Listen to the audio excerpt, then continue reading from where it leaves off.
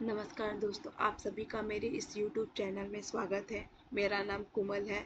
मैंने मेरा educational qualification BA, MA और B.Ed है।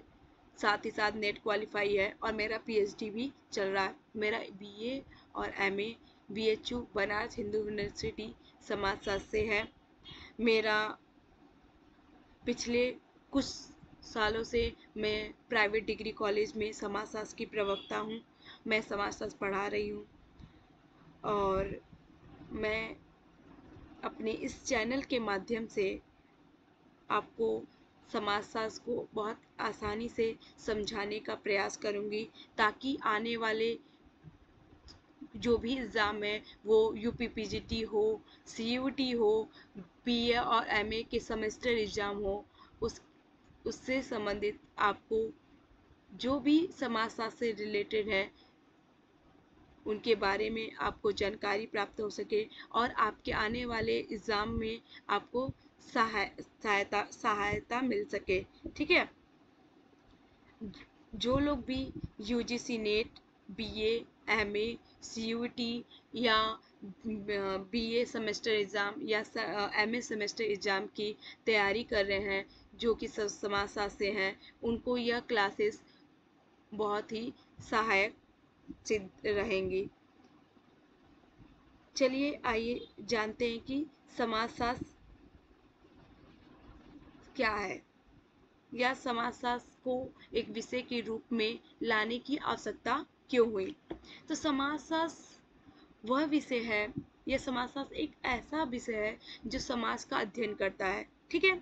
इसका मतलब है कि हम इंसान कैसे रहते हैं, कैसे सोचते हैं, एक दूसरे से कैसे पेश आते हैं, हमारे रीति रिवाज, हमारी परंपराएं, हमारा परिवार, जाति, धर्म, शिक्षा और जितनी भी चीज़ें हैं ये समाजशास्त्र के अंतर्गत आती हैं, जिसका अध्ययन समाजशास्त्र करता है। यह एक विज्ञान की तरह समाज का क्या करेगा, विश्लेषण करेगा। जैसे कि बायोलॉजी शरीर को समझती है या बायोलॉजी के अंतर्गत शरीर की गतिविधियों का अध्ययन किया जाता है, वैसे ही समाजशास्त्र में समाज को समझने का प्रयास किया जाता है। अब इसे एक विषय के रूप में लाने की आवश्यकता क्यों हुई? तो इससे एक विषय के रूप में लाने की आवश्यकता इसलिए हुई क्योंकि समाजशास्त्र के उद्भव के 3 महत्वपूर्ण कारण रहे हैं। पहला, इंडस्ट्रियल रेवोल्यूशन, जिसे औद्योगिकी क्रांति कहा जाता है, जो कि 1960 में आया था। दूसरा, फ्रेंच रेवोल्यूशन, जो कि 1900 कितने में आया था? फ्रेंच रेवोल्यूशन कब आया था? 1900 अरे फ्रेंच रेवोल्यूशन कब आया था? 1789 में, 1789 में। ठीक है। इन दोनों क्रांतियों की वजह से समाज में बहुत सारे बदलाव आए थे। इंडस्ट्रियल रेवोल्यूशन से अर्थव्यवस्था में बहुत सारे परिवर्तन आए थे और फ्रेंच रेवोल्यूशन से, फ्रांस की क्रांति से कहीं ना कहीं समाज की संरचना में बहुत ज़्यादा परिवर्तन आया था। समाज में बहुत सारी समस्याएं उत्पन्न हुई थी, समाज में बहुत सारे बदलाव हो रहे थे। इन बदलावों को अध्ययन करने के लिए, इन समस्याओं के समाधान करने के लिए एक विषय की आवश्यकता थी, जिसे हम समाजशास्त्र के रूप में देखते हैं। इन लोग अलग तरह से सोचने लगे थे, लोगों में तरह तरह से समस्याएं उत्पन्न होने लगी थी।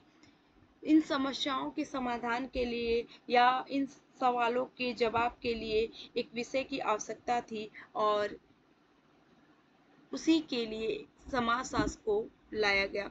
समाजशास्त्र को प्रारंभ करने का या समाजशास्त्र को एक विषय के रूप में लाने का श्रेय सबसे ज़्यादा अगस्त कॉम्ट को जाता है, जिसे फादर ऑफ सोशियोलॉजी या समाजशास्त्र के पिता के रूप में भी जाना जाता है।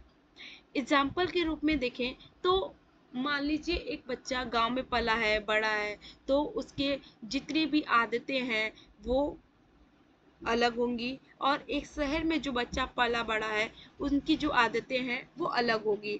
दोनों ही समाज अलग है और समाजशास्त्र इन्हीं अंतरों को पढ़ता है, समझता है, बताता है और समाज कैसे बदल रहा है, क्यों बदल रहा है, उसको भी जानने का क्या करता है, प्रयास करता है। ठीक है। Thank you very much. आगे की क्लास में हम समाजशास्त्र का अर्थ और समाजशास्त्र की परिभाषा के बारे में जानेंगे।